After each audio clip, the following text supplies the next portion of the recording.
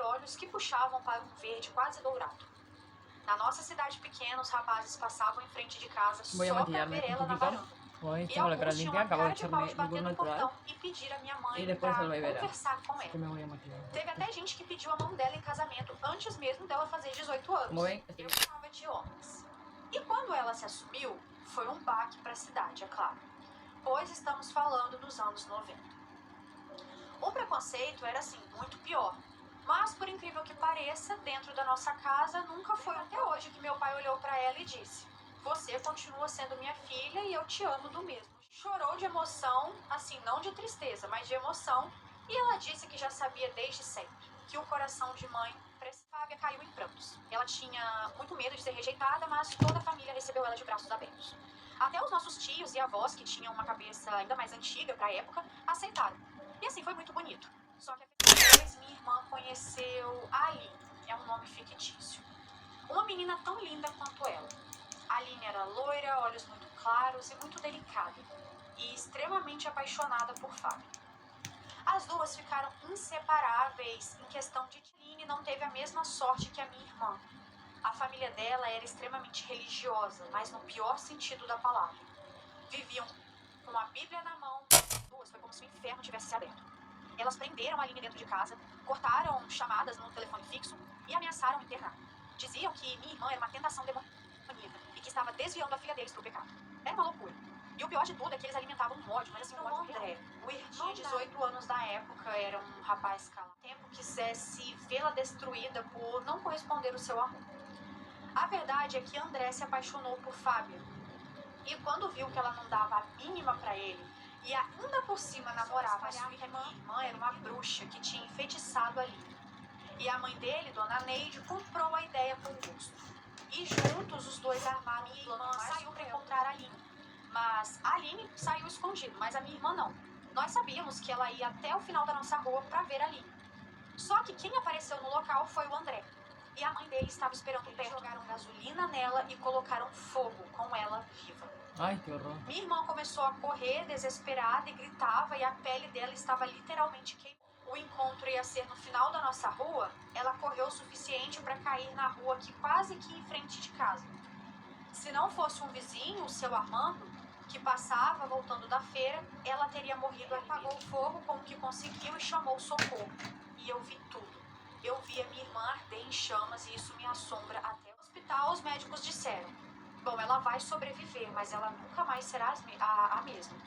Pois as cicatrizes vão ser profundas e ela vai perder os traços por um mês no hospital. E mesmo depois que voltou, o corpo dela estava coberto de feridas. E ela nem se olhava no espelho. Dormia chorando e reclamava de dor. Minha mãe orava assim o tempo inteiro. E dizia que Deus tinha um propósito e que ia acontecer algo bom. E que aquela dor não era em vão e também não seria. Um dia aconteceu uma situação inusitada. Fábia estava sozinha em casa numa tarde, ali pela hora do almoço, e eu ainda estava na escola. Bateram no portão e era uma senhora muito velha com uma aparência de rua, suja, magra e com roupas rasgadas. Pediu um copo d'água. E Fábia, mesmo com vergonha da sua aparência, disse: tá, mas eu tô queimada, não quero te assustar, tá? Então se prepara. E abriu. Quando a moça olhou para Fábia, só disse: filha, você é linda. O que há de dentro é o que conta.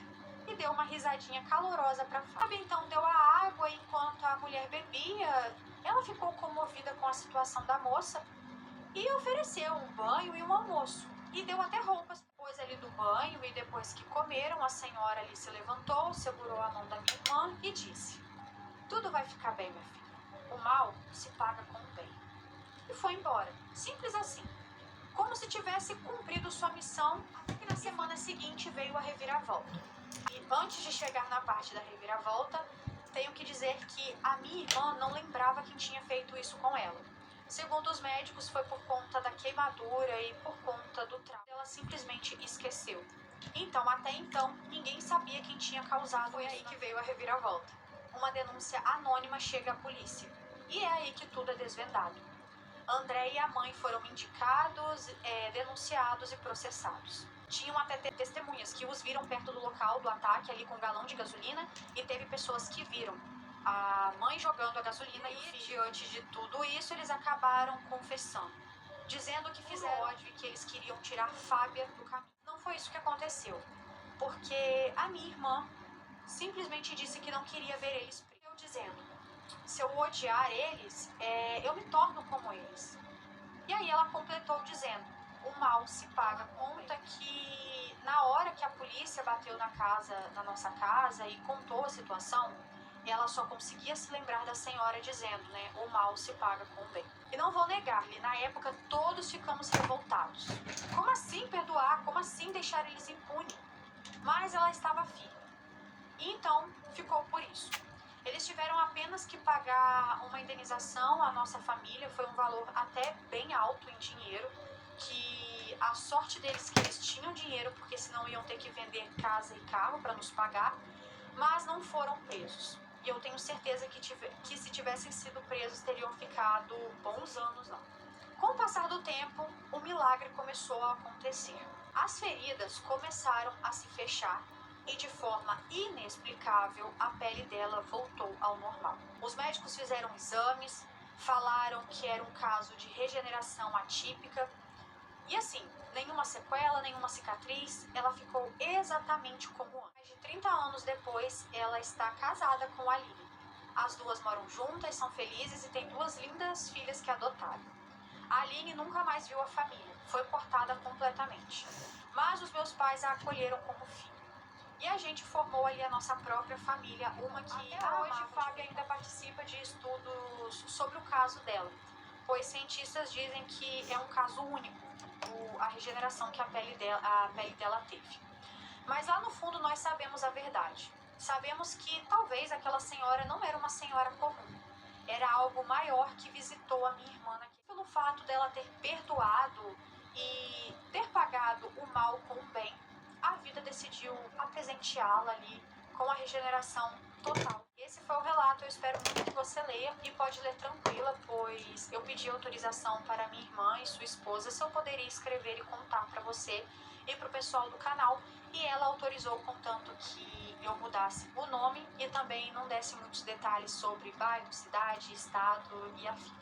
E é isso, um grande beijo, muito obrigada por ter enviado. Gente, assim, querendo ou não, você tem que ter, assim, que o sangue tá quente, a única coisa que você quer fazer é se vingar de quem fez ali o mal.